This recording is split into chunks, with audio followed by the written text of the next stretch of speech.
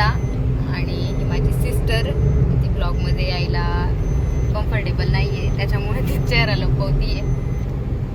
तर चला पुढे दाखवूया आज आम्ही काय काय करतोय ते. Let's see. हाय गाईज, तर आता जाता जाता मला एक अशी युनिक गाडी दिसलेली आहे, तर मी तुम्हाला दाखवते.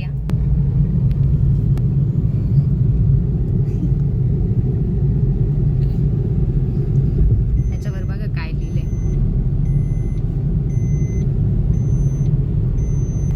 आहे ना वेगळी.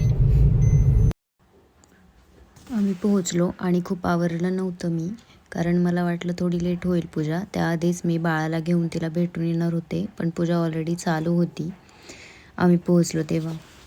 मग त्यानंतरनं मी तिथे त्यांचे काही शूट घेतले.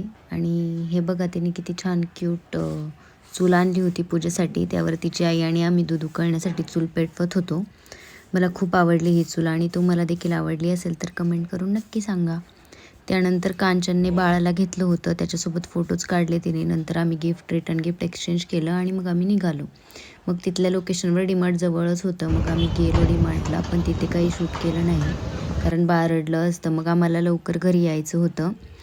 मग येताना आम्ही चाकणमध्ये थांबलो, जेवण केलं. मग अजयच्या फ्रेंडची स्कूटी गॅरेजला होती, ती मला घेऊन खेडला जायचं होतं. मग मी स्कूटी घेऊन घरी आले, आणि त्यानंतर आम्ही खूप दमलो होतो. तर आम्ही मम्मीच्याच घरी आलो होतो, कारण दुसऱ्या दिवशी बाळाला पोलिओ द्यायचा होता. तर मम्मीच्या घराजवळच हॉस्पिटल आहे, त्यामुळे आम्ही मम्मीच्याच घरी आलो होतो.